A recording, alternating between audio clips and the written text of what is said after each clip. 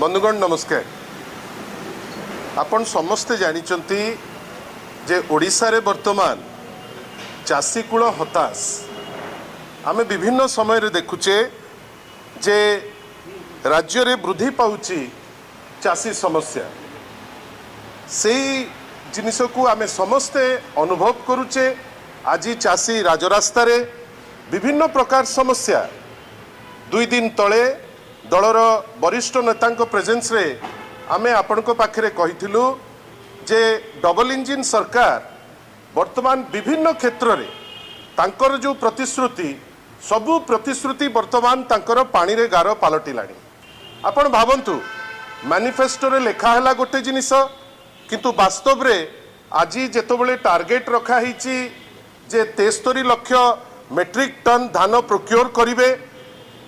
आमे कौन देखुचे जे आमे देखुचे जे 29% चाषी ठारू 34% धान आज दिन रे किणवा पाई से माने सक्षम होइचंती। विभिन्न जगह रे आपण संबलपुर रो कथा कहतु, बरगढ़ रो कथा कहतु, पूरा पश्चिम ओडिशार कथा कहतु। आज चाषी राजरास्ता रे आज प्रथम दिन नुहे बंधुगण। आपण निजे जानिचंती जे बिहन रे आग समस्या देखा गला, तापरे सार को लेकिरी चाषी हंसन थे हताश हेले। तापरे जेतबेले धान क्रय को लेकिरी भोट पाई जेतिकी से माने व्यग्र थिले से क्रय कला बेले विभिन्न प्रकार नाटक, चाषी मान को अपमान। कृषि मंत्री कहिबे चाषी भाई माने नौटंकी करूचंती। समवाय मंत्री आज कौन कहउचंती से जानि नांती जे विगत दिन रे कौन कहिथिले, आज कौन कहउचंती, काली कौन कहिबे। हठात किनी स्टेटमेंट दउचंती जे मैनिफेस्टो रे कुआ गला 3100 टंका, किंतु हठात किनी समवाय मंत्री स्टेटमेंट देबे जे नाई आमे ताकू 150 क्विंटाल परे आमे दबु जेतिकी एमएसपी प्राइस 1367 टंकार हिसाब आज जे देई पारले नहीं ना चाषी को देले ना तार हिसाब दउचंती। जोथि पाई आपण देखिबे पूरा पश्चिम ओडिशा रे वर्तमान व्यापक भावे चाषी राजरास्ता को आसचंती। आपण कोस्टल पैच रे देखिबे 8 रु 9 जिल्ला रे मंडी खोला हला नहीं। एवं सबुठारु दुख जे नवेम्बर मासरे 1 तारिख रे जो मंडी खोलिबा कथा से मंडी खोलुची नवेम्बर शेष रे। जेतिकिटी मंडी खोलिबार अछि से मंडी मध्य खोला गला नहीं। 4100 बेली कहिथिले 2900 टी मंडी खोलिले। बजेट तापे आउटले नहीं।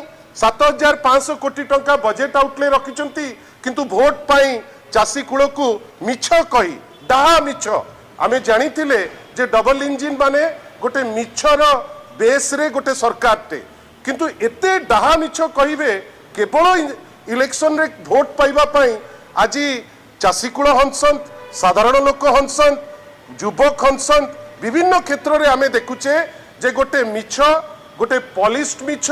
एवं वर्तमान से मिछ उपरे पुनी प्रेस करा जाउची जे नाई आमे एइटा प्रोक्योर कर देलु, सेइटा प्रोक्योर कर देलु। आ आमे ताकू नै करी थरे नुहे बिजू जनता दल माननीय श्री नवीन पट्टनायक दिग्दर्शन रे तांकर बा डायरेक्शन रे सारा ओडिशा रे जोठी भी चाषी आंदोलन होउची बिजू जनता दल सेठी ठिया होउची प्रत्यक्ष भावे। एवं सबुठारु बड़ कथा होउची मैसिव डेमोन्स्ट्रेशन से बरगढ़ रे हो, से आपणकर संबलपुर रे हो, सी आपणकर जगतसिंहपुर रे हो, विभिन्न जगह रे वर्तमान गोटे मैसिव जो डेमोन्स्ट्रेशन होउची बिजू जनता दल सक्रिय भावे माननीय श्री नवीन पट्टनायक निर्देश क्रमे आमे ता धीरे आगे चलीचु। जो क्रम रे 2 दिन तले माननीय श्री प्रसन्नाचार्य, माननीय श्री संजय दास वर्मा, श्री अरुण साहू, डॉक्टर संतृप्त मिश्र, टुकुनी मैडम ए समस्त प्रेजेंस रे कुआ गला जे 2 तारिख ठारू फेब्रुआरी मास 2 तारिख ठारू बिजू जनता दल राज्यवासी माने गोटे समावेश आरंभ करिब। 16टी जिल्ला रे आमे विभिन्न जगह रे समावेश को आगे नबु। 24 तारिख दिन गोटे मैसिव डेमोन्स्ट्रेशन आमे भुवनेश्वर रे गोटे विशाल समागम करिबु बोली गोटे प्लान आमे आपण प्रेस बंधुक पाखरे ताकू नहीं थोइलु। आमे एतिकी जानिचु जे चाषी कूल आज हताश। बिजू जनता दल तापे बाहरुची जेके ही व्यक्ति कि जेके ही समूह तापे जदि बाहरुचंती गोटे स्वागत योग्य पदक्षेप आमे नवनिर्माण कृषक संघर जो पदक्षेप को निश्चित भावे कहबू जे गोटे भल पदक्षेप आमे चाहबू जे सी तांकर जेमती घोषणा करिसंती से ताकू नहीं कौन करुचंती सेटा तो तांको टेरिटोरी किंतु बिजू जनता दल निश्चित भावे कहबो जे ए टाइप रो पदक्षेप प्रत्येक गोष्ठी की समूह की दल नबा दरकार एवं आमे कहवा कथा जे आमे आमर कार्यक्रम कार्यखसड़ा आपण पाखे पहुंचेचु आगामी दिन मानकरे बिजू जनता दल जो दृढ़तार सह चाषी भाई मानक पे बाहरी चाषी भाई मानक पे आगु को मध्य बाहरिबो। द्वितीय कथा जाकु नेकरी नवनिर्माण कृषक संघ तार आह्वान देइछि जे नाई पीयूसीसी आपण निजे जानिचंती आज जेतबेले आमे आपनक संगे चर्चा करूचु पीयूसीसी को नेकरी जो अगणतांत्रिक बाटरे ए राज्य सरकार तहबिल रे तो पैसा नहीं बाहर मार्केट रु ओपन मार्केट रो कहा स्वार्थ पाई ऋण आणुचंती आमे जानि नाहु किंतु एई 18 मास भितरे 91,000 कोटी टंकार ऋण बोझ बढ़ई सारलेनी एवं बाध्य होइकरी जेहेतु पैसा दबा पाई तहबिल रे पैसा नहीं से माने 1300 कोटी टंका विभिन्न साधारण लोकंकठू आदाय करिवे बेली गोटे कुचक्रांत करिथिले ताकू नै करी मध्य लोकंक विरुद्ध लोकंक भितरे गोटे व्यापक विद्रोह रो गोटे परिस्थिति से माने राजरास्ता को आसिले आमे ताकू समर्थन देलु। आज युव छात्र शाखा कोरापुट रे हमर गोटे व्यापक प्रोग्राम करूची राज्य सारा 5टी जगह रे आमे ताकू नै करी आगेइबु।